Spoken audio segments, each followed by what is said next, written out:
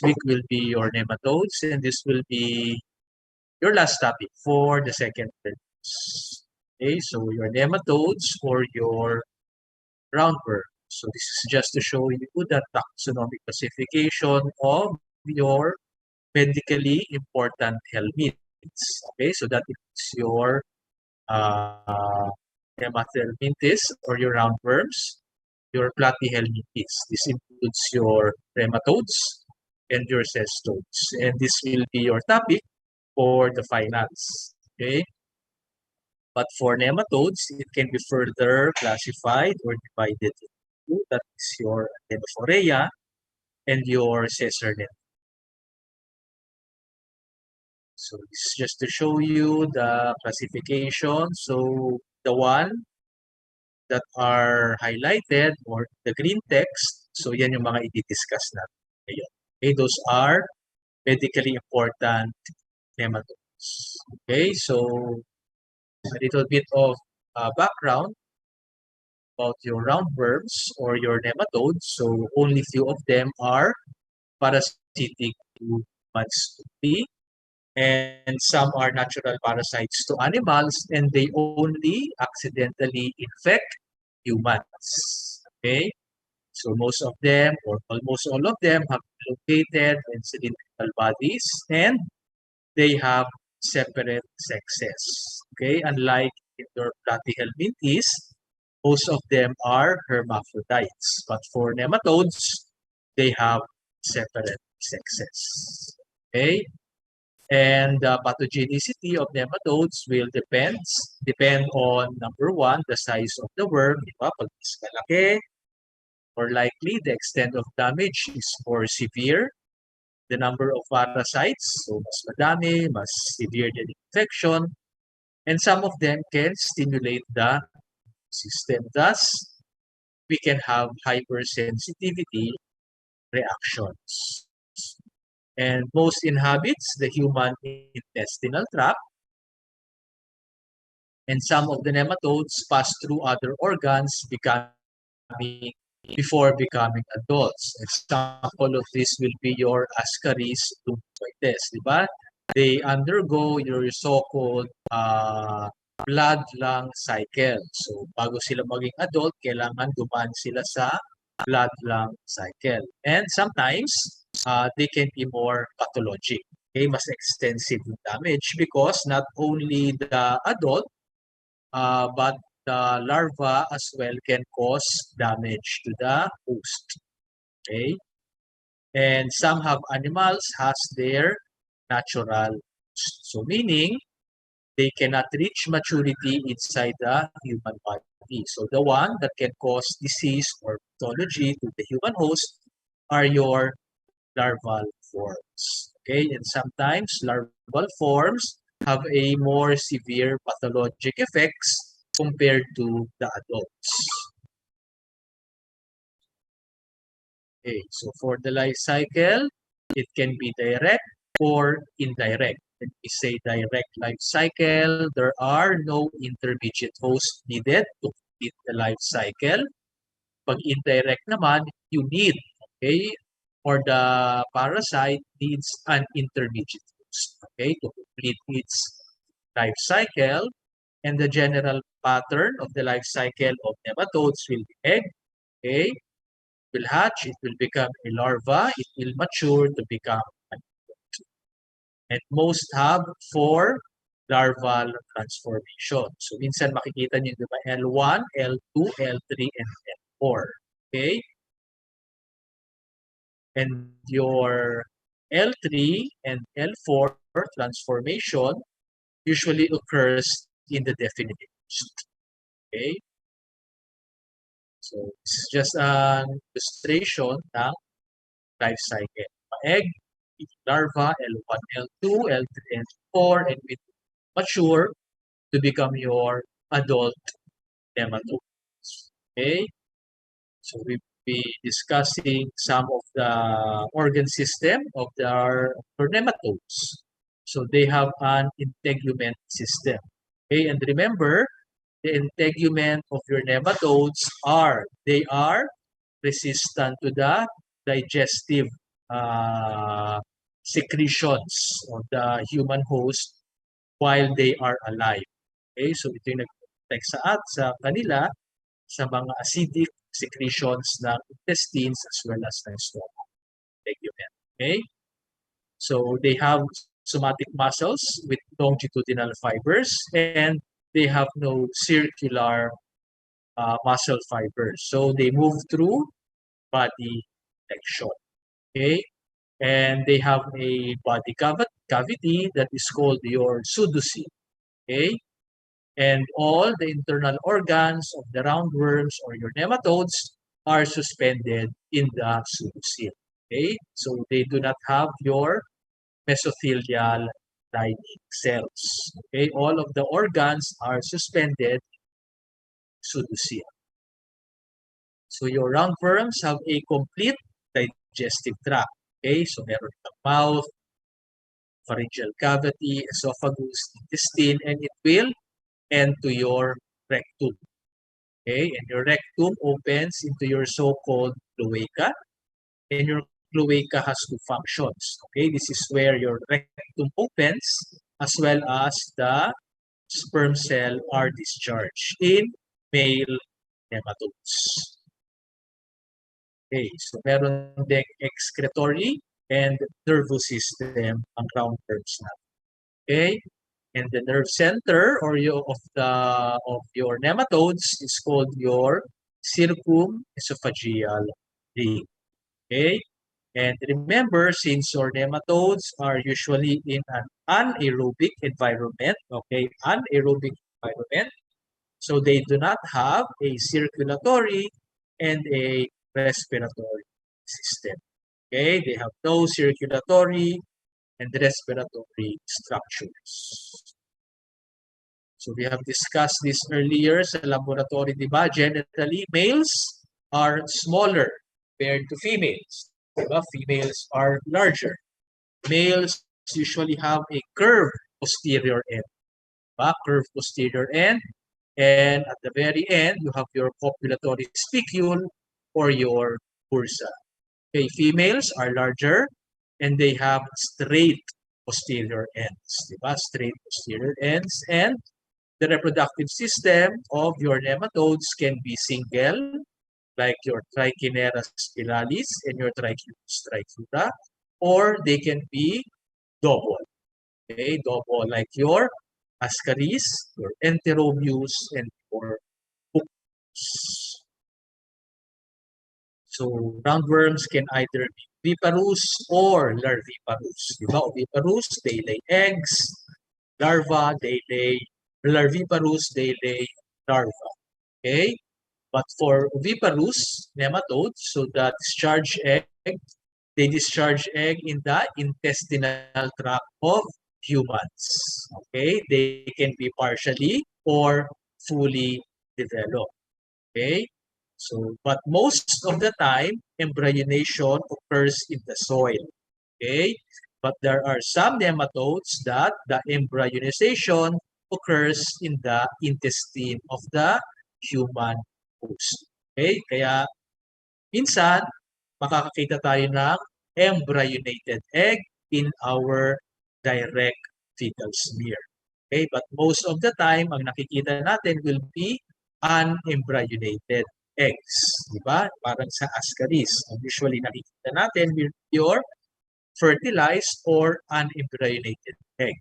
Okay? Now, for the portal of entry, so they can have different routes. Okay? Pwedeng oral, like your Ascaris and your Trichuris. Pwedeng through inhalation or through the nasal route. Okay? Example of this would be your Enterobius verticularis. Pwedeng through skin penetration, okay, of the filariform larva. Okay, example will be your hookworms and your strongyloids. Okay, and pwede din, lastly, through insect bites. Okay, example will be your filarial birds. Okay, so let's now go to Adenophorea. Okay, and there are only three medically important adenophoria. So that is your Trichuris trichiura, Trichinella spiralis, and your Capillaria philippinensis. Let's start with your Trichuris trichiura. Okay, so they are commonly known as your whipworm. Para silang latigo or whip. They have a narrower anterior 3/5 compared to the posterior 1/5, 2/5. Okay, so they have a cosmopolitan distribution, more common in areas that have warm, moist climate, and it inhabits your siku. Okay, it's a siku. And they usually coexist with Ascaris lubricans. Okay, so if you are infected with Ascaris, more likely meron ka ding Trichuris trichiura. Okay, so morphology, na-discuss na natin ito sa laboratory, di ba? This is the male. Trichuris trichiura, curved posterior end, and you have your spicule at the very posterior part. So female, straight posterior end. So this is just an actual picture of your male, female, adult, Trichuris trichiura, and this is your egg. Okay, ano na nga yung diagnostic feature natin? Tatandaan pa ba? Diagnostic feature, Trichuris trichiura egg. Bipolar plug po. The bipolar, is that the diagnostic stage? Ibang diagnostic, stage diagnostic feature? It is, o tatandaan ha, ang diagnostic feature, it is the shape. Okay, Trichuris trichiura, it is the shape. Okay, football or barrel shape. Okay, okay, so aside from the diagnostic feature, it also has this one, your bipolar mucus plugs. Okay, and it is usually laid without an embryo. So, unembryonate. Okay, tatandaan ha, ang diagnostic feature is the shape. Okay, so let's go to the life cycle. Let's start here with the infective stage. The infective stage of your Trichuris trichiura is your embryonated egg. Okay, so ma-ingest a human host si embryonated egg in contaminated food and beverages. Okay, so pupunta siya sa small intestine. Your eggs will hatch in your small intestine and they will go to your large intestine where they will mature. Okay, magiging adult sila sa large intestines. Okay, so they will copulate.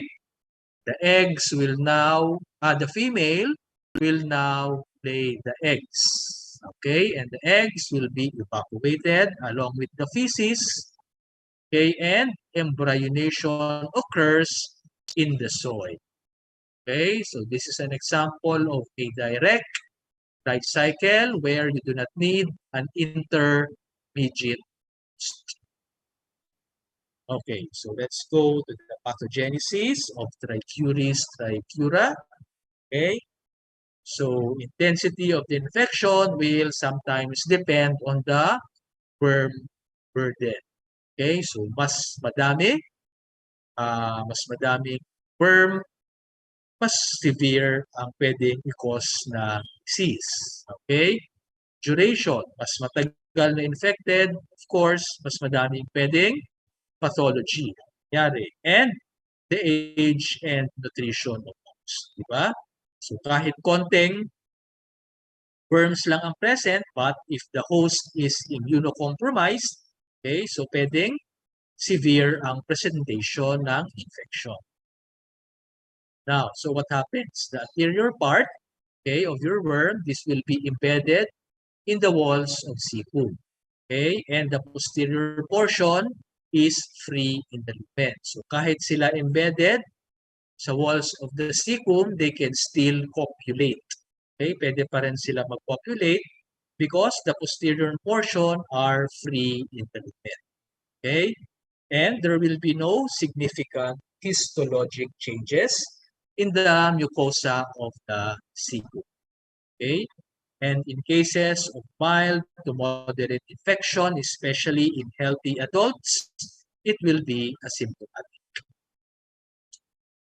So, pathology, it can be mechanical or allergic in nature. So they can trigger an allergic presentation, and they can mechanically irritate the nerve plexus in the walls of your intestine, particularly your cecum.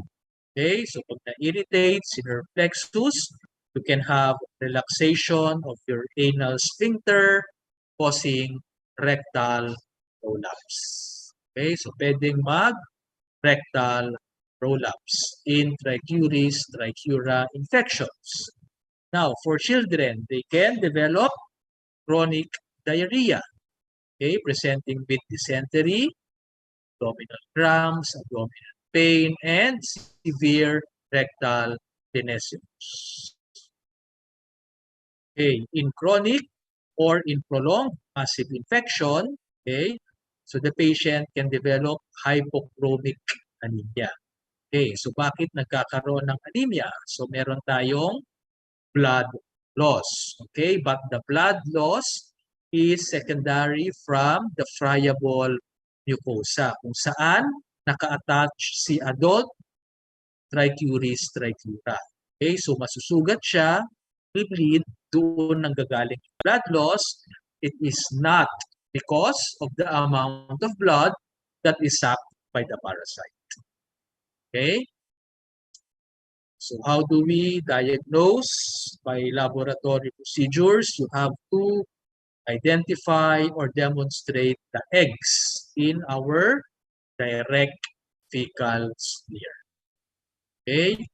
Treatment, you can give albendazole, okay, twice a day for about 3 days. Okay, and these are examples of preventive measures against trichuris infection. Okay, next, your Trichinella spiralis. Common name is your trichina worm, causing trichinosis. So, male, review na lang. Smaller compared to female. Their diagnostic feature is this one. Can be found at the very posterior end, which is your conical papillae. For female, this is larger. Diagnostic feature is the uterus. Diba? The uterus that is filled up with your semi-coiled larva. Okay, that's the diagnostic feature ng female uterus that is filled with your semi-coiled larva. Okay, now let's go to the life cycle. So let's start here with the infective stage. So the infective stage is the larva in your raw or undercooked meats, usually pig or pork, usually in their L3 stage. Okay, so usually pag tinanong kayo, anong larval stage, anong larval stage that is usually infective to man. Okay, so that is almost always your L3. Okay, so L3, almost always the infective stage. Okay, so na-ingest si pork containing your larva. Okay, so once in the stomach or in the intestine, the larva will be released.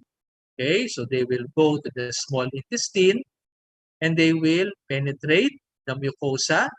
Okay, once they penetrated the mucosa, they will now go to the circulation. Okay, either the lymphatic circulation or the blood circulation. Okay, and they will be distributed to different organs. So, pwedeng pumunta sa brain, you can have CNS damage, can go to the hearts of the muscle, you can have heart failure, and it can go to your skeletal muscles. Okay, so pag sa skeletal muscles, they will insist. Okay, so mag-i-insist sila sa skeletal muscles. Okay, then si pork, pwedeng kainin din. Okay, but for humans, sa humans, usually, this one, yung larva na mag-i-insist sa muscle, this is usually the end of their life cycle. Okay, so usually mamamatay na sila once they insist. Okay, once they undergo encystation sa muscle fibers ng humans. Okay, so pag nasa muscle fibers na, so you can have localized inflammation, sometimes necrosis of muscle tissues. So pag meron tayong necrosis ng muscle tissue, we can develop toxemia. Okay, toxemia. And the muscles involved are usually the muscles that are poor in glycogen. Sila yung mga active na ginagamit natin na skeletal muscles. Okay? And once in between your muscle fibers, so yung gaps ng muscle fibers natin, meron tayong encysted larva, so lalaki yung gaps ng muscle fibers. So parang lalaki yung mga muscles natin. Okay? So you call that your pseudo hypertrophy. Okay, pseudo hypertrophy. Okay, and Trichinella spiralis infection have 4 stages. Diba? That's your invasion. Okay, so nasa stomach yung larva. Your larval migration. Okay, so nagma-migrate na si larva. Okay, going to different organs, and your encystation. So they will insist within your muscle fibers and the stage of tissue repair and recovery. Okay, so namamatay na si encysted larva, so toxins will be produced, so pwede kang magkaroon ng toxemia. Okay, and this toxemia can cause mental apathy. Okay, for laboratory diagnosis, you have to do a muscle biopsy. Okay, you have to perform a muscle biopsy and you have to demonstrate the encysted larva in stained muscle sections.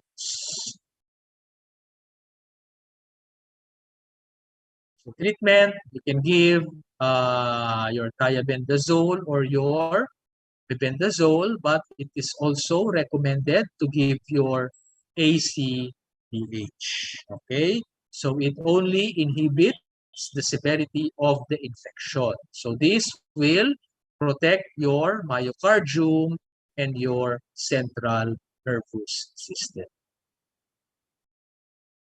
And for prevention, of course, you have to cook your meat properly.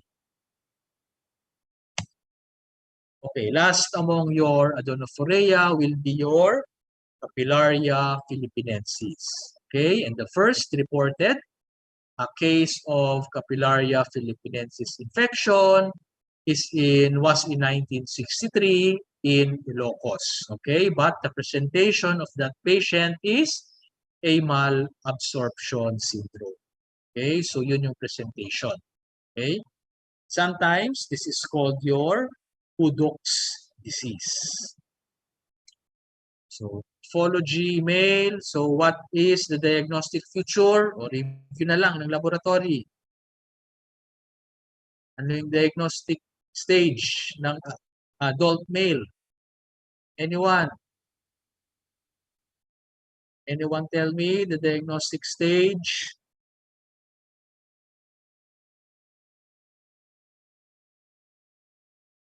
Capillaria philippinensis, male. Overhanging sheath. Okay, this one, your overhanging sheath. Okay? And you also have your spicule, ba? Your spicule, the posterior portion that is outside, ba? It is outside your overhanging sheath. And this is your female. The diagnostic feature is again your uterus. Okay, but this time it is filled with eggs. Filled with eggs. Si Trichinella spiralis, female, the diagnostic feature is the uterus filled with your semicoiled larva. For Capillaria philippinensis, it is the uterus, but this time filled with your eggs. Okay, so example of adult Capillaria philippinensis, this is your egg. Okay, so it has a thin shell.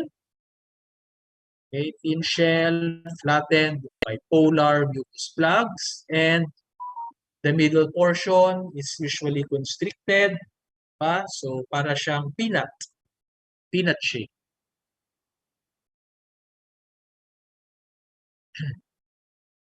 So Capillaria philippinensis, it is transmitted through a small fish. So this time, meron kang intermediate host, okay, which are your bagsang, bagsit, and your birut.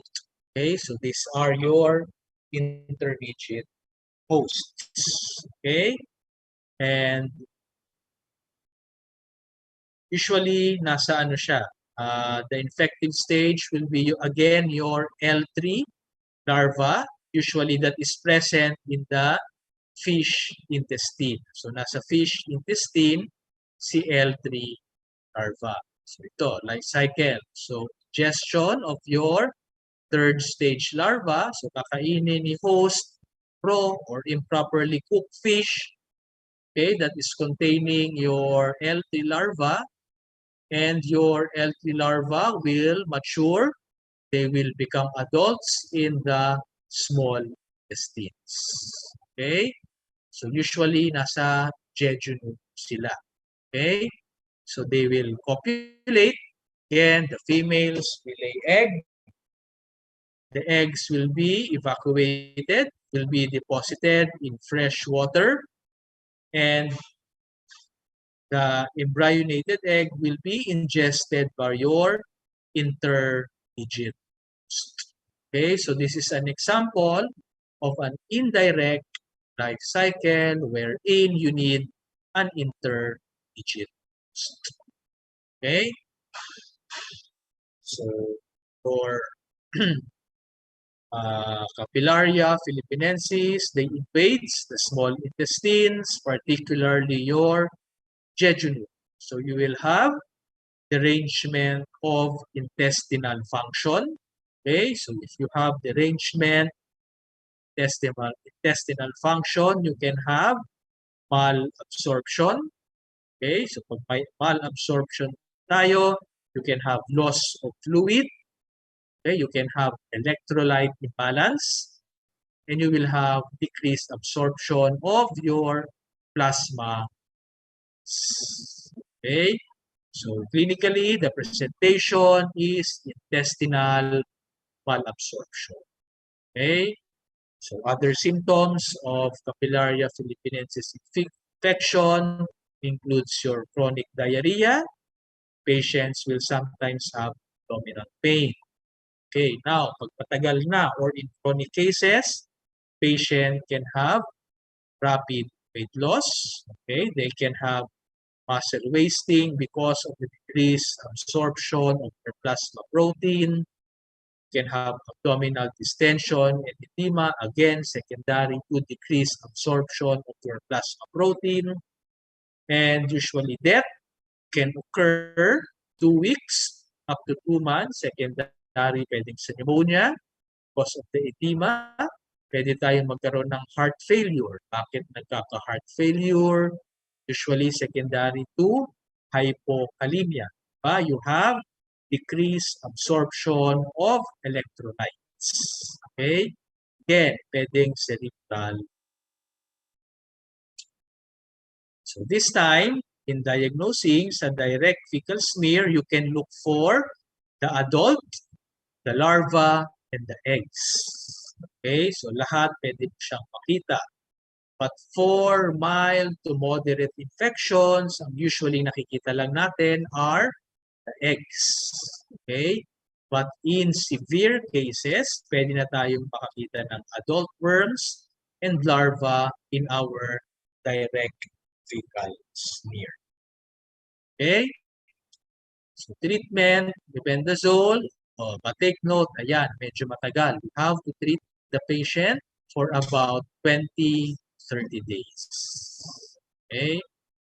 So prevention, ayan, of course, you have to cook properly the fish.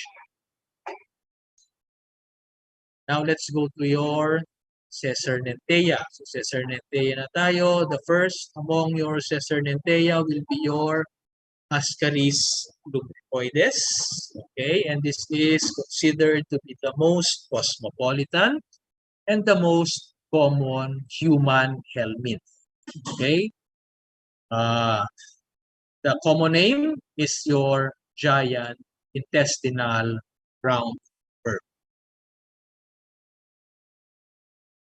Okay, so morphology, nakita niyo na to kanina, di ba? It was demonstrated during your laboratory. So males are shorter, but tapered ends, both ends are tapered, cylindrical bodies, male, curved posterior end, female, bigger, straight posterior ends. Okay? So eggs, you have different stages ng eggs, di ba? You're fertilized, decorticated, unfertilized. Okay? Very rarely, although, ayan, pwede tayong makakita ng embryonate sa direct fecal smear. Okay? Now, let's go directly to the life cycle of your Ascaris. Let's start with the infective stage. The infective stage is your embryonated eggs, di ba? In contaminated food or beverages. So, mai-ingest ni host si egg. Okay? And they will hatch in your small intestines. Okay? So, pag nag-hatch na sa small intestine, the larva will now pass through the intestinal mucosa or intestinal walls where they will go into the circulation. So they can go to the liver, they will eventually go to the lungs, di ba? The liver pala to the right side of the heart and it will go to the lungs. Okay, this is called your blood-lung cycle. Okay, so for Ascaris lumbricoides, in order for it to become adults, it must go or it must enter your blood-lung cycle. Okay, so pag makapunta na siya sa lungs, okay, nasa lungs na siya, sa alveoli na siya, it will now break through your alveoli. Okay, then aakyat siya, it will go to your epiglottis. Okay, epiglottis, as epiglottis na siya, it will now be swallowed. Okay, swallowed, it will go to the stomach, and now they will become adults in your small intestines. Okay, pwede na silang maging adults because pasok na sila sa blood cycle. Okay, so adults, they will populate.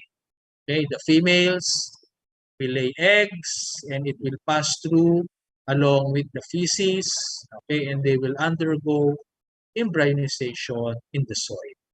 Okay, so this is the life cycle of your Ascaris lumbricoides. Okay,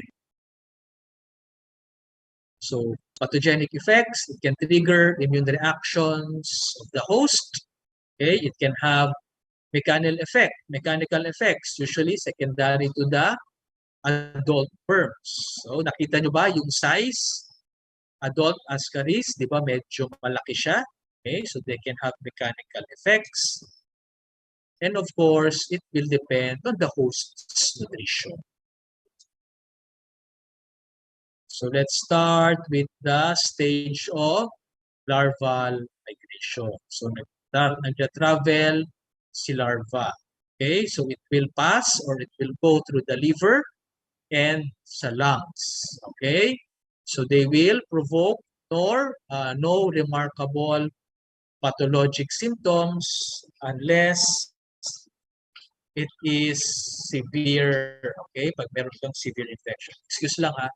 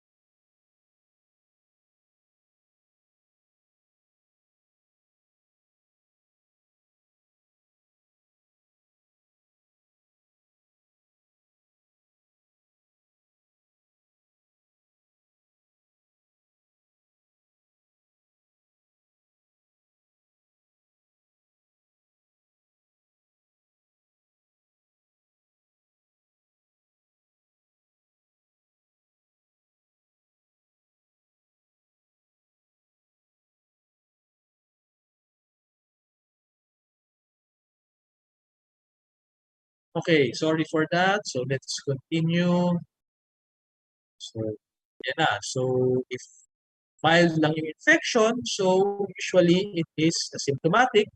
But kung saan sila dumaan, yung the tract where they migrate, so there will be eosinophilic infiltration, there can be granuloma formation.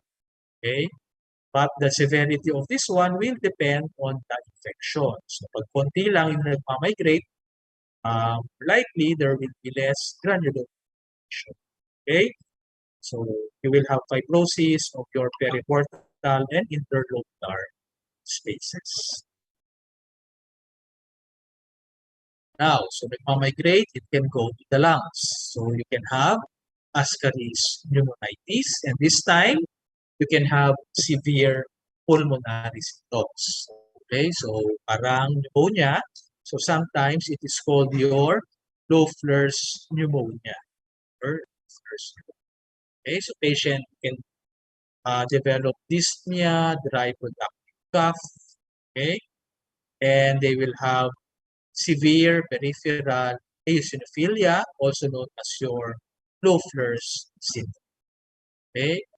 So in Ascaris pneumonitis, okay, so sa sputum, you can see your eosinophils and your Charcot-Maden crystals. Okay?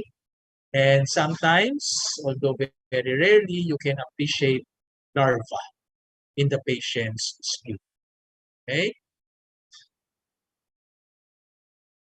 Yan. So, pwede ka rin magkaroon ng mga allergic manifestations. Okay, usually, patients will present with bronchospasms, urticarial reactions, okay? And usually, they are pronounced during pulmonary migration, okay? And even, it can continue during the intestinal phase of the infection. So, pwede ka pa rin magkaroon ng mga allergic manifestations kahit nasa intestines na yung parasite. Okay? The last stage will be your intestinal ascariasis. Okay? So again, they may well be tolerated unless the infection is heavy or kahit light infection, but if the host is immunocompromised, so they can present again with a severe disease. Okay, pag immunocompromised, even a single worm can cause serious disease. So children usually will present with intermittent colicky cramps, loss of appetite, and sometimes very characteristic, di ba, yung protruding abdomen, that is called your pot belly appearance. Okay, and in cases of a chronic ascaris infection, there can be long-term malnutrition, and this can cause growth impairment. Okay. Now, kang ascaris sa intestines, di ba? So, pwede siyang ma-disturb. Okay? Ano yung disturb sa kanila? Magiging erratic yung mga worms natin. Okay? It can be disturbed, for example, fever, okay? Or any other abnormal condition. So, the ascaris worm will be erratic. Sorry again.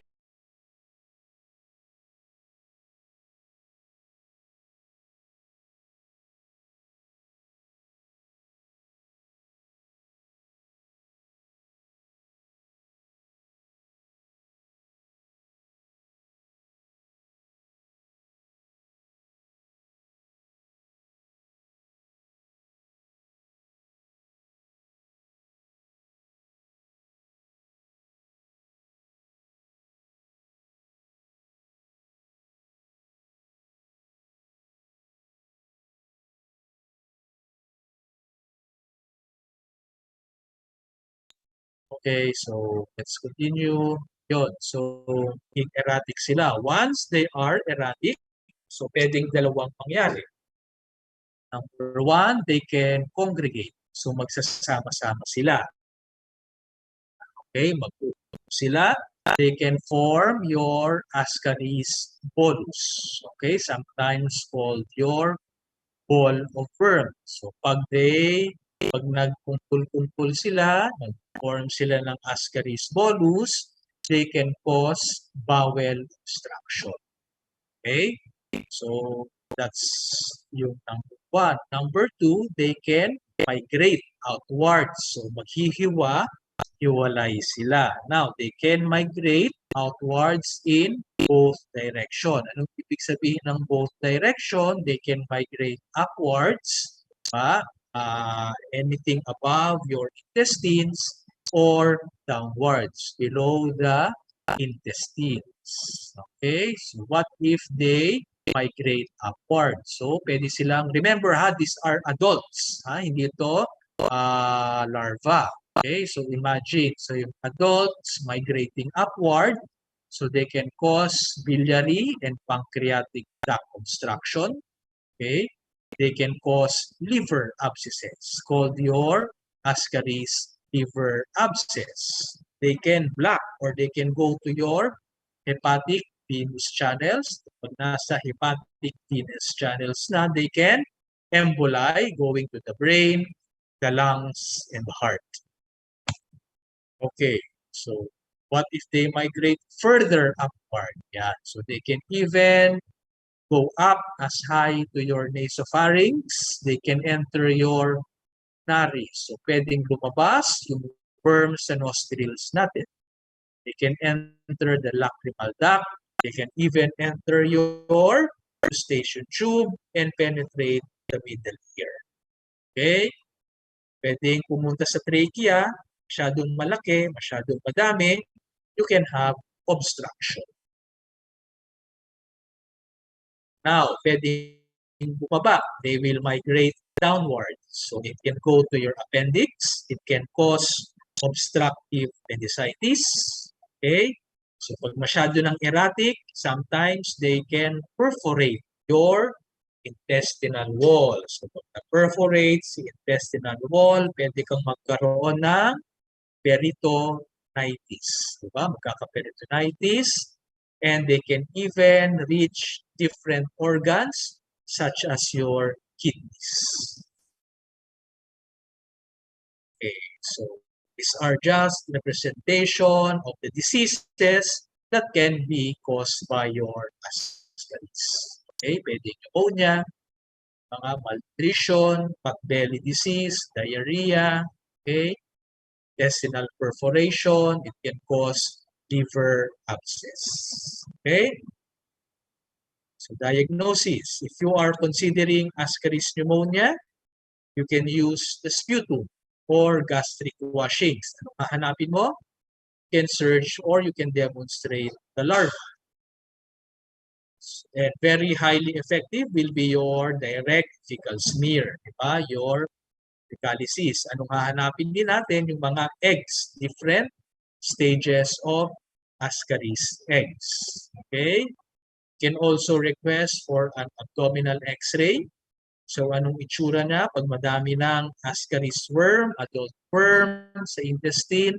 So it will look like a railroad track. Okay, this is known as your tramway sign. Now, you can also request for a barium swallow. So ano ba yung ginagawa sa barium swallow? Ask the patient to drink your barium. So barium. If you have ascaris in your intestines, the intestines will be coated by your barium. Okay, if you take x-rays, so makikita natin si barium. So makikita natin yung worm that is coated with your barium. So para siyang mga string. Okay, so this is called your string sign. Okay, so treatment, you can give the following medications. Example will be your pyrantel pamoate, your mebendazole, and your piperazine site. Okay, and these are just examples of preventive measures for ascaris lumbricoides infections. Okay, before we go to hookworms, let's have a 10-minute break. Okay, so be back after 10 minutes. Thank you, Doc.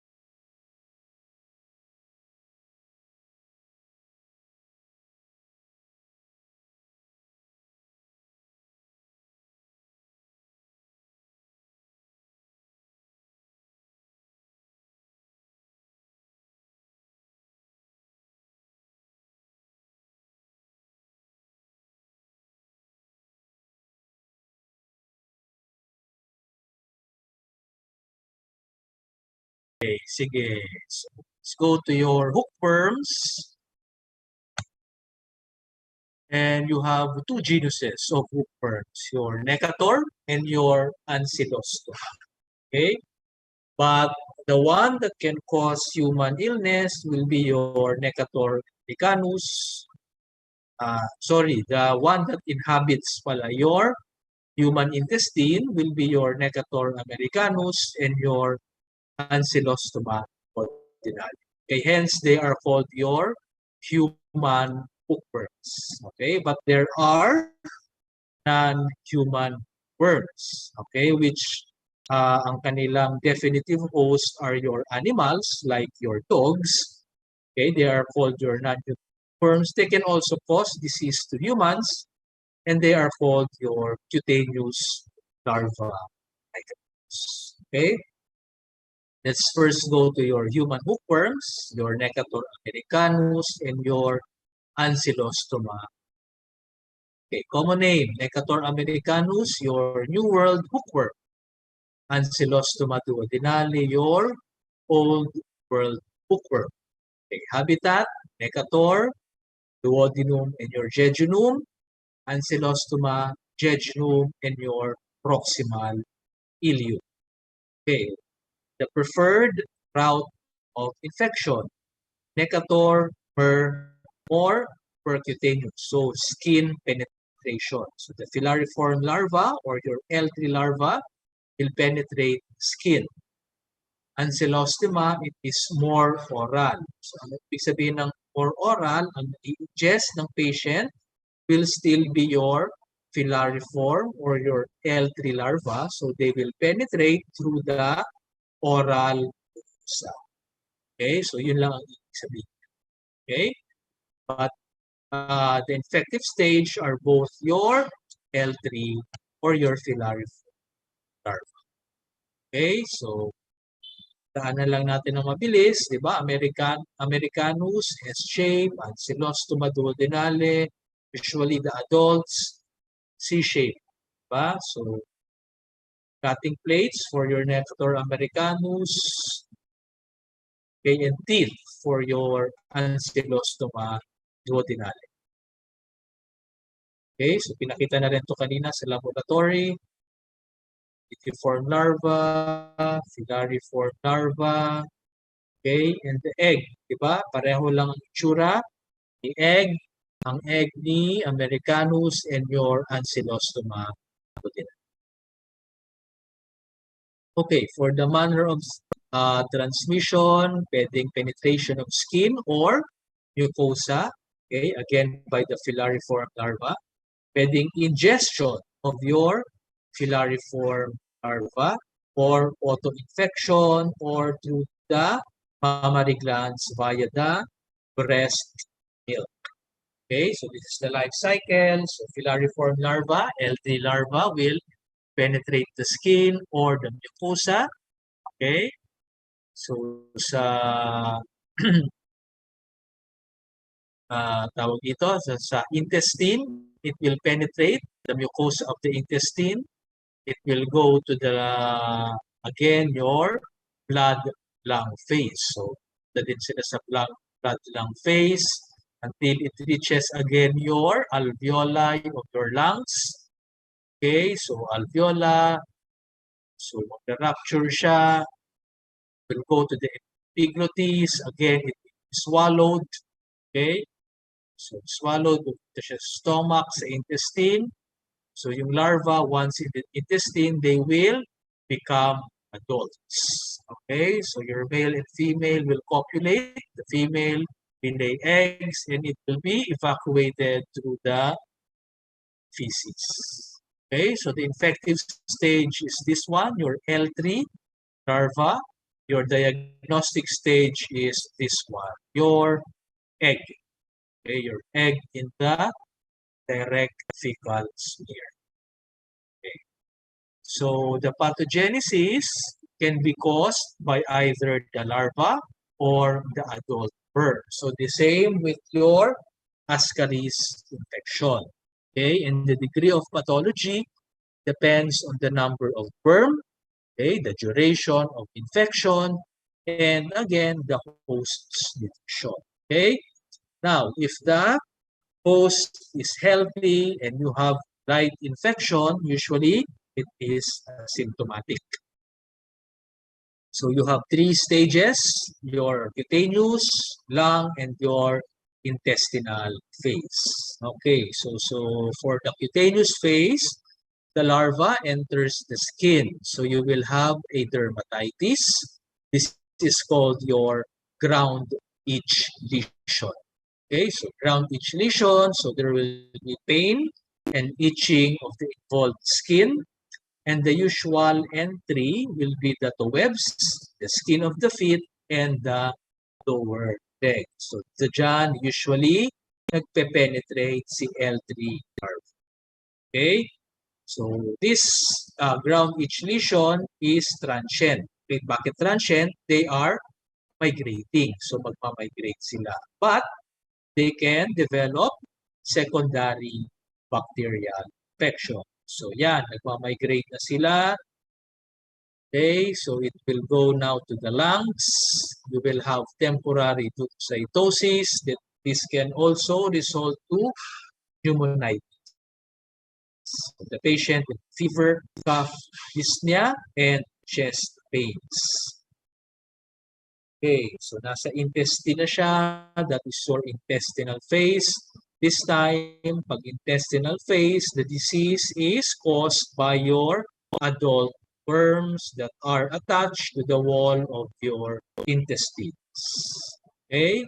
So magkakaroon ka ngayon ng irritation sa intestine. So magkakaroon ng hyperperistalsis, nausea, vomiting. They can even develop diarrhea and bloody liquid stools. Okay? In cases of chronic infections, the patient can develop anemia. So for laboratory diagnosis, direct fecal smear, look for the eggs. Very rarely, sometimes, pwede kang makakita ng larval. Pero kung gusto mong makakita ng larval forms sa stool, you can do your Harada Ori culture. Okay, so nakademo to kanina sa laboratory. So I hope makita nyo siya. Okay. Now, if you are suspecting pneumonia, okay, or if it is in the lung phase, you can get your sample. Anong hahanapin mo? You will look for the larva. Okay, now let's go to the non-human hookworms. Okay, so pwede din sila mag-cause ng disease. It is called your cutaneous larva migrans, also known as your creeping captions. Okay, so non-human hookworms, so meaning they cannot become adults in the humans. Okay, so hanggang larva lang sila. Okay. So they usually cause dermatitis characterized with serpiginous intracutaneous lesion. Okay, and the most common cause of your cutaneous larva migrans will be your Ancylostoma brasiliensis. Okay, wherein its definitive host will be your dog. So the filariform larva or the non-human hookworms, they cannot pass through the thickness of human skin. Okay, so entry point, usually you will have induration, reddish and itchy papules, and after 2 to 3 days, the lesion becomes narrow, linear, slightly elevated, erythematous, serpentinous with intracutaneous tunnels. And usually, there will be intense itchiness, usually at night. Okay, so ito yung itsura ng cutaneous larva migrans.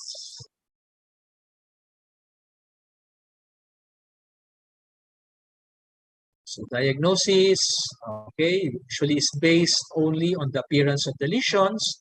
But if you want, you can aspirate the fluid kung meron dun sa lesion and you will look for the larva. Treatment can give your thiabendazole. Okay, next, your Strongyloides stercoralis. Common name will be your threadworm. Disease is your strongyloidiasis or your Cochin China diarrhea. So let's skip the morphology. Okay, so sa laboratory, importante, you have to differentiate the rhabdidiform larva of Strongyloides from your hookworms, di ba? As well as the filariform larva of your Strongyloides from hookworms. Okay, now let's go to the life cycle. Okay, let's start with the infecting stage. So this is the infecting stage. Okay, the filariform larva or the L3. Okay, it will penetrate intact skin, initiating the infection. Okay, the filariform larva will migrate by venous pathways going to the small intestine. Pag nasa small intestine na, they will become adults in the small intestine. Okay? So si adult female worm, they will lay eggs and they will be deposited in the intestinal sac. Okay? And they will hatch in your intestinal sac. So remember, the eggs are not evacuated in the feces. Okay? They will develop or hatch in your intestinal sac.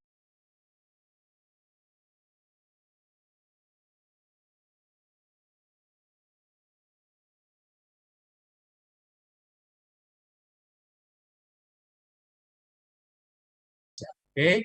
Diagnostic stage. Okay, yun ang hahanapin sa direct fecal smear. Okay.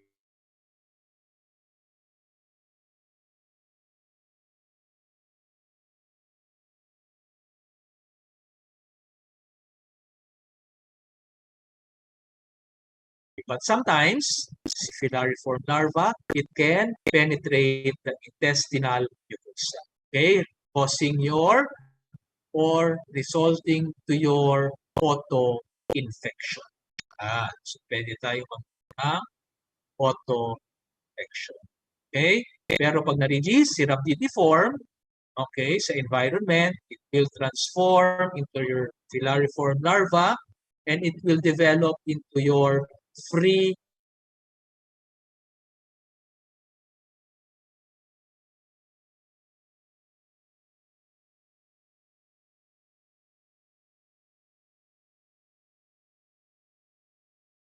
living adults. Filariform larva can enter sa humans. Okay, so this is your life cycle.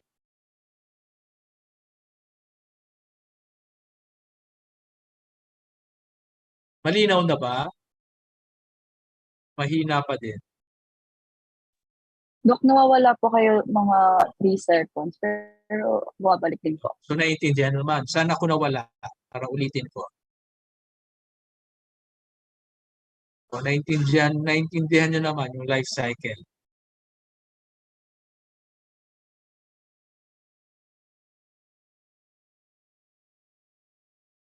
Dok, okay lang po pag-repeat nung life cycle. Sa simula, Hindi po, Dok, yung sa, nasa small intestine. nasa small intestine si adult. Tama? Opo, Dok. Okay, so magko-copulate si male tsaka si female, maglilay ng egg si female. Okay, but this time, yung egg, it will not be evacuated sa feces. Okay, yun yung difference niya sa iba. So si egg, nasa intestinal mucosa lang, mag-hatch si egg, magiging rhabditiform larva. Okay, and the one that will be evacuated along with the feces will be your rhabditiform larva. Okay, so the diagnostic stage will be your rhabditiform larva. Naintindihan? Now, pwedeng si rhabditiform hindi ma-evacuate. Okay, nasa intestinal mucosa lang si rhabditiform larva. Okay, it will now mature. It can transform into your filariform larva. Okay, pag naging L3 na si filariform, it can now again penetrate your intestinal mucosa. So, causing your auto-infection. So, iikot ulit siya. Okay, now, si rhabditiform, pag na-evacuate sa feces, okay, they will now become your free living adult worms. Okay, so non-parasitic siya. Free living, copulate si male and female, maglilay ng egg, the eggs will hatch, it will release your rhabditiform larva, it will transform into your filariform larva, and this filariform larva can now infect your humans. Okay? Malinaw na si life cycle? So this is the life cycle of your Strongyloides stercodes. Now, let's go to your pathogenesis. Okay, so parang hookworms, meron din tayong 3 stages. Your cutaneous, your lung, and your intestinal stage. Okay, so cutaneous.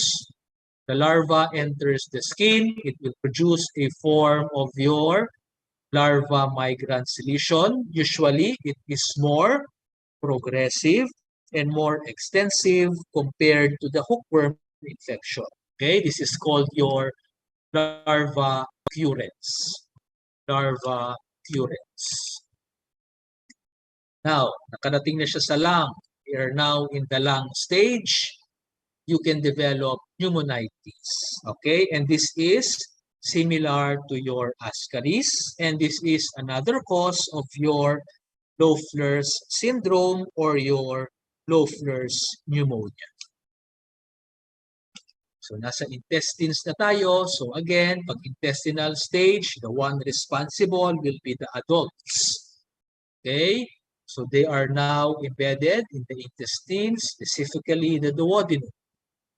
So, patient may have burning, dull, or sharp, non-radiating, mid-epigastric pain, kakaroon ka ng nausea, vomiting, and sometimes patients can have alternating diarrhea and constipation. So, laboratory diagnosis, anong sabi natin kanina? The diagnostic stage is your rhabditiform larva. Okay, but sometimes you can appreciate filariform larva in our direct fecal smear. Okay, so you can also get specimen from duodenal fluid aspirate and your sputum. So, pwede din kayo mag-perform ng Harada Mori culture or your Harada Mori technique. Okay, treatment. You can give the following antiprotozoal agents, your mebendazole, albendazole, and your thiabendazole. Let's go to your Enterobius vermicularis. Common name will be your pinworm, sitworm, or your society. Okay, and this infection are more prevalent among children and in congested living conditions.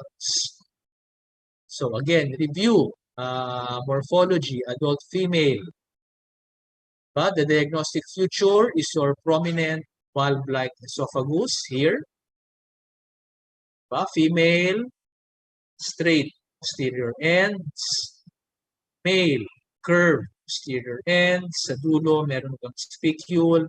Again, you have your prominent valve-like esophagus, which is diagnostic for Enterobius vermicularis adult. Okay, so the egg, okay, elongated, ovoid. One side is flat, the other side is convex. Okay, so it is D-shaped or has a lop-sided appearance. Okay, but this time, sa loob niya, you have a prominent larva.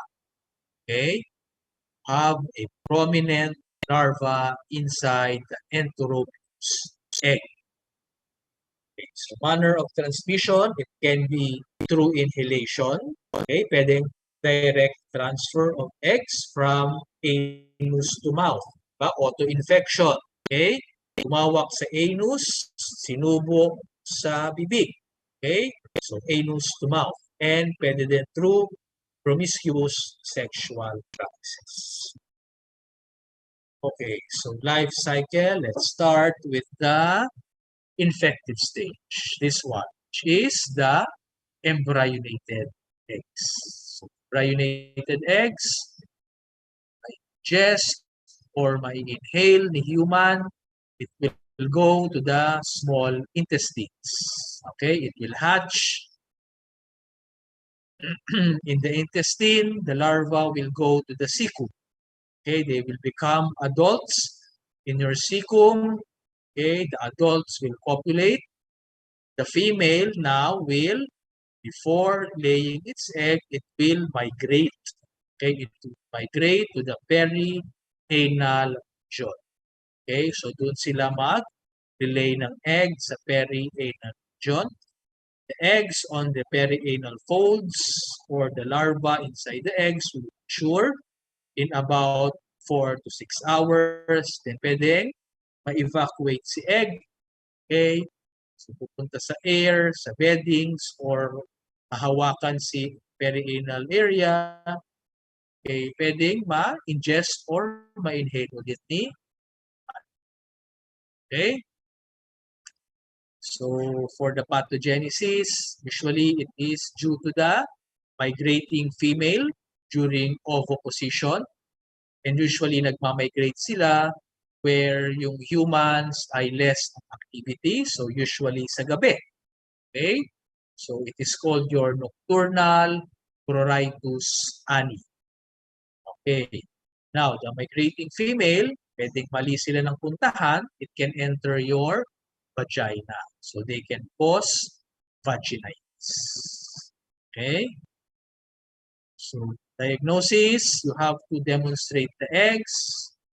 Okay, paano natin i-collect ng egg? You can do your Graham Scotch tape swab technique. So, paano ba ito ginagawa? Okay, usually sa slide, you have your inverted Scotch tape here. Okay, inverted. So, the sticky side, nakaharap. Okay, then i-collect. Ko-collect lang kayo sa perianal area ng patient. Okay, then babalik na rin nyo na yung tape. Indicate nyo sa slide. Then you will observe under the microscope. Ang hahanapin natin will be the eggs. Okay, so the diagnostic feature will be the eggs. Treatment, you can give pyrantel pamwate or your piperazine side. Next will be your visceral larva migrans, and this is usually secondary to human toxocariasis, okay, or sometimes called your non-human ascaris, okay, non-human ascaris. And usually this is due to the presence of your migrating larva in the visceral organs, okay. The most common cause will be your Toxocara canis. Okay, other causes will be your Toxocara canis. And very rarely, your Strongyloides and now let's go to Toxocara canis and Toxocara cati. They are commonly known as your dog, and your cat ascarids. Okay, and humans are only infected with the larval forms, not with the adult worm. Okay, so hindi talaga siya human helminth, so the larva cannot mature inside human. Okay, so adult worms inhabit the intestines of your dogs and your cats. Okay, so review lang natin, morphology, ano yung tinitingnan, the cephalic alley. Diba? Toxocara canis, cephalic alley, is long and narrow. Toxocara cati, it is broad and short. Okay, for the egg, difference, Toxocara canis, it has a thick, coarsely pitted eggshell. Toxocara cati, thin and finely pitted eggshell. Okay? So, examples of adults, nasa laboratory to, this was demonstrated to you earlier. Egg, diba? Cati, canis. Okay, so the infective stage will be the embryonated egg from contaminated food and drinks. Okay, so the egg will hatch in the intestines, your small intestines. The larva will be released. The larva penetrates the intestinal wall and it will go to your mesenteric venules. Okay? And this time, the larva can reach different sites through blood circulation. So the most common will be your liver. Okay? It can also go to the lungs, the brain, the eyes, Okay, example, eyes. Pag pupunta siya sa eyes, we call that your ocular larva migrans. Okay? So, the migration of larva causes eosinophilic infiltration. So, you can have granuloma formation, okay, on the route of the migration. And the most striking feature will be your high sustained increase of your eosinophils. Okay, so in visceral larva migrans, we have a triad. Okay, usually the patient will have marked eosinophilia, hepatomegaly, kasi ito yung most common na pinupuntahan, ni visceral larva migrans, and hyperglobulinemia. Okay, so these are the triad of your visceral larva migrans. Okay, for diagnosis, you can do serologic testing or you can do tissue biopsy. Okay, you will look for the larva. Treatment, you can give thiabendazole and corticosteroids. This is for the inflammation, okay, for prevention of granuloma formation. Okay, so okay pa ba kayo? Last topic, your filarial worms. Okay, so your filarial worms, sometimes called your blood and tissue inhabiting nematodes. So they live in body tissues and cavities of vertebrates, including man. And this time, females are larviparous. Okay, so they lay larva. And you need an insect vector for the transmission. So adult females in tissue, okay, they lay your larva. And we call this larva your microfilaria. Microfilaria. And it can be divided into two. Meron tayong tinatawag na sheathid filarial worms, and you have your unsheathed filarial worms. Okay, when we say sheathid filarial worms, so these are microfilaria that are laid still having the egg membrane. Okay, example of this will be your Butyraria bancrofti, Bugia malayi, and your Dowalo. So ito yung mga nakademonstrate sa labo. So they are your sheathid filarial worms. When we say unsheathed filarial worms, so the egg membrane is lost during birth or they are retained in the uterus of your adult females. Okay, so they are your unsheathed filarial worms. So let's go to the life cycle. So your adult female, okay, nasaan siya? Nasa tissues. Pwedeng nasa lymph vessels or body cavities.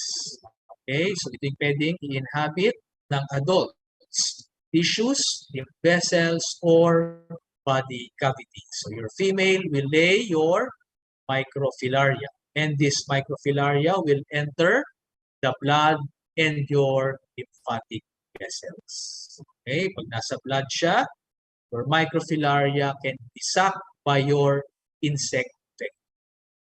Okay, and inside the insect vector, it pass through the gut wall and into the hemocoel of insect.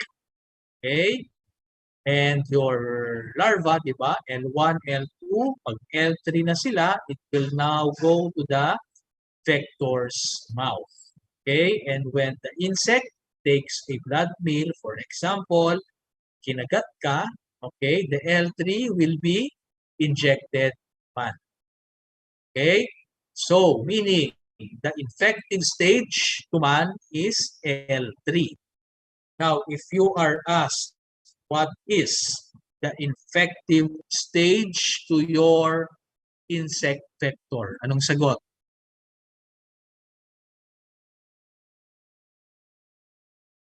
What is the infective stage to the insect vector? What will be your answer?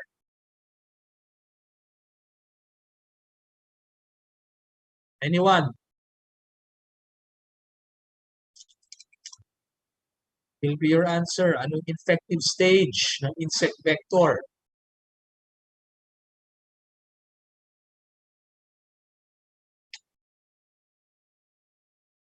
Tatawag ba ako o may magbo-volunteer? Volunteer ha, magtatawag ako. Gail Ann Cruz. Yes, Doc. Anong infective stage? Doc, yung In- infective stage sa ano po, sa insect Vector, yes. vector, yung microfilariae po. Correct. Okay, correct. The infective stage in your insect vector will be your microfilaria. Tatandaan yun ha. The infective stage to man is your L3 larva.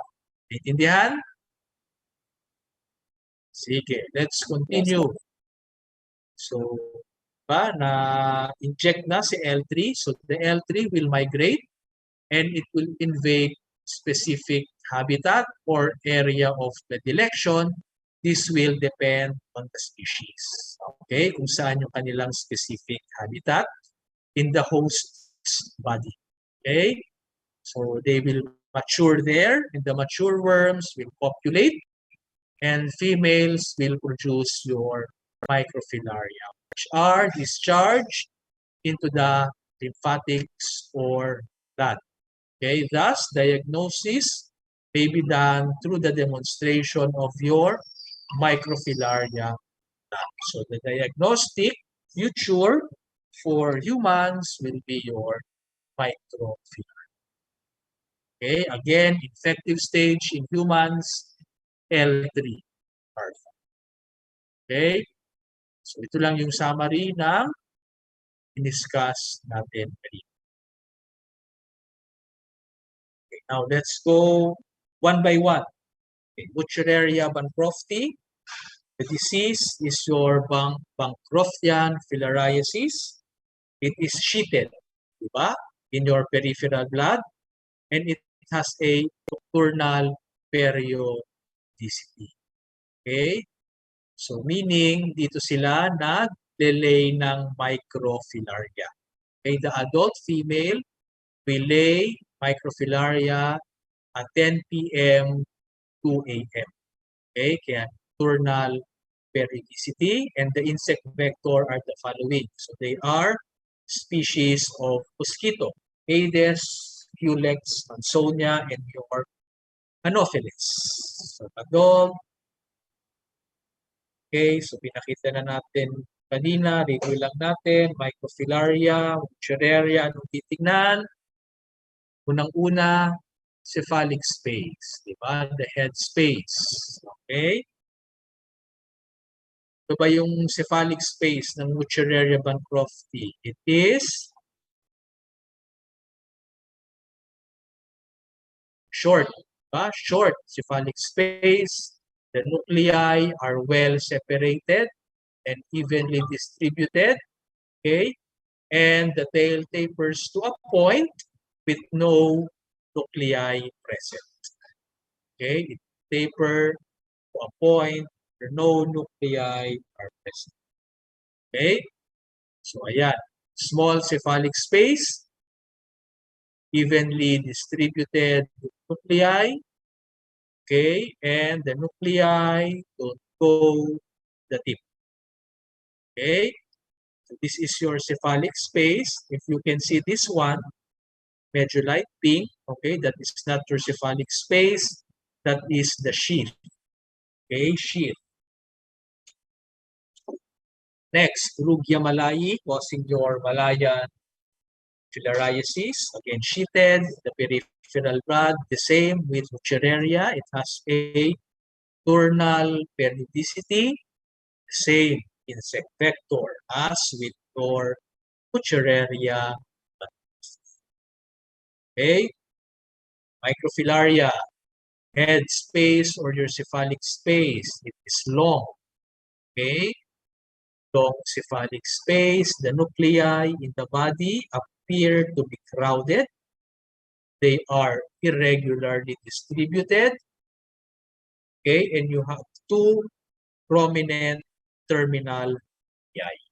Okay, and this is diagnostic for Bruglia-Malai microfilaria. Okay, the two prominent terminal nuclei. Okay, again, this is the sheath. Okay, sheath, this is your cephalic space, long cephalic space, diba? Rounded nuclei, and you have your two prominent nucleus, terminal nucleus. Sometimes they are called your subterminal nucleus and your terminal nucleus. Okay?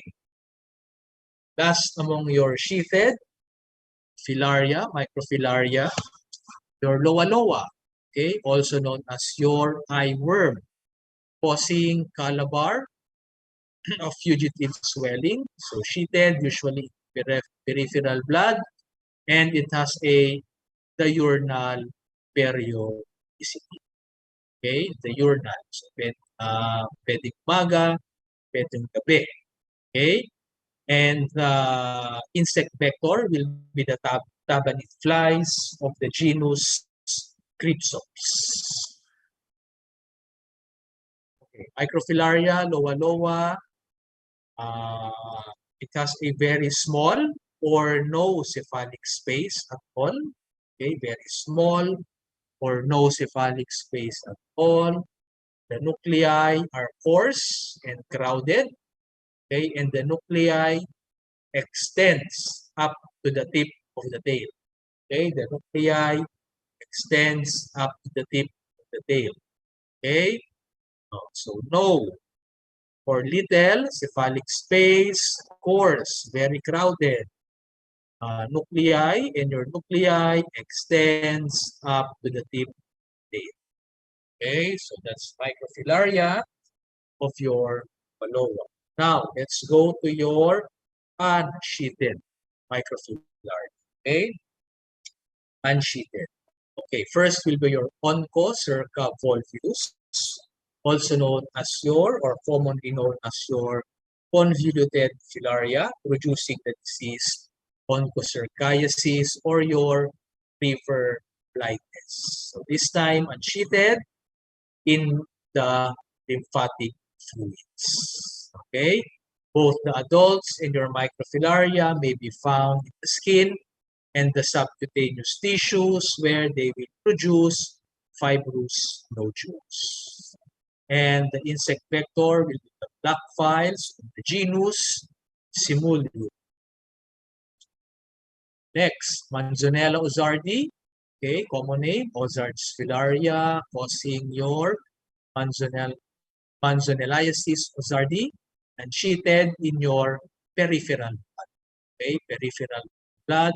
Adults, they are in body cavities. Okay, body cavities. Insect vector will be the midges of your genus Colicoides. Okay, last will be your Manzanella pertans, also known as your Dipetalomena pertans. So, unsheathed siya, usually in the peripheral blood. Okay, habitat, adults will be in your body cavities. Okay, so insect vector, midges of Colicoides. Okay, so let's go to the pathogenesis in general of your filarial burns. Okay, so remember, the microfilaria does not cause pathology.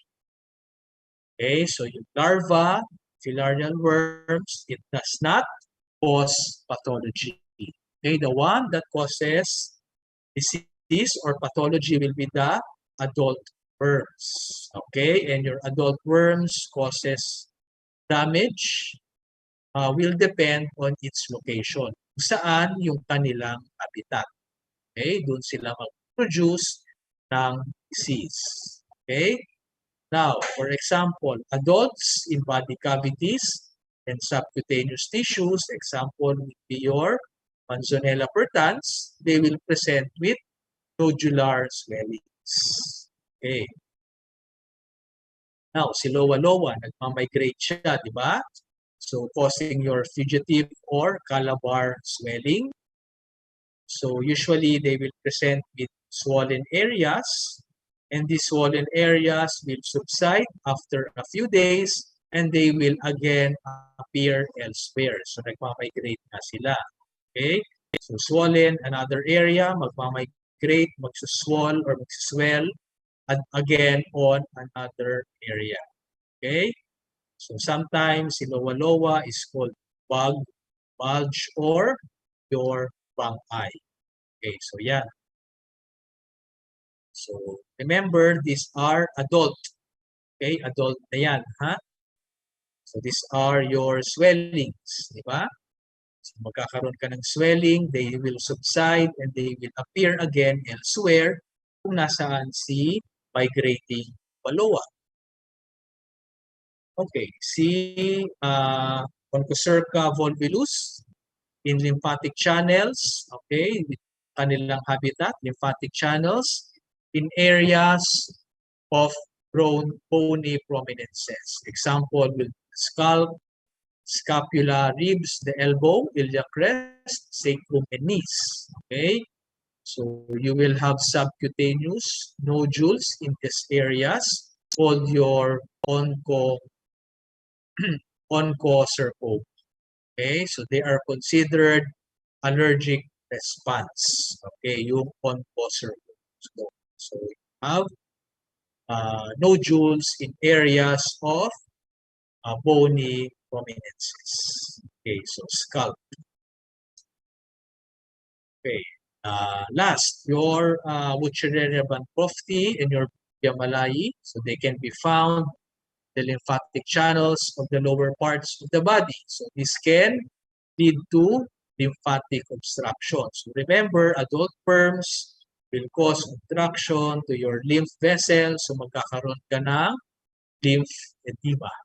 Okay, so we'll have enlargement of the involved extremities, including the vulva and scrotum. This is called your elephantiasis. Okay, I assume you are familiar with this one. So ayan, enlarged lower extremities. Okay, it can even involve your scrotum, even your. For laboratory diagnosis, ang sabi natin kanina, the diagnostic stage will be your microfilaria. Okay, so look for the microfilaria blood films or lymphatic fluids.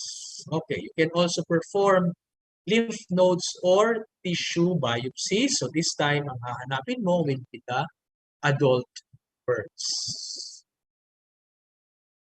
Okay, so these are just example. Okay, so this is a blood film. This is a tissue biopsy. So this is microfilaria. These are adult birds. Okay, so treatment, you have to kill the microfilaria with chemotherapy, and of course, you have to control the insect vector. Okay, and the drug of choice is your DEC. Okay, your diethyl carbamazine. Okay, so this ends your lecture for the second prelims. There any questions? Questions? Walang None po, questions? Doc. Okay, so if you have no more questions, so next week, wala na tayong pasok, diba? So no need to log in, synchronous, review na lang your lectures. Good luck for your second prelim. So the same pa din. 90 items theoretical, 10 items practical. So susunduin pa rin kayo sa rooms niyo to have your practical exams. Okay? So you may go.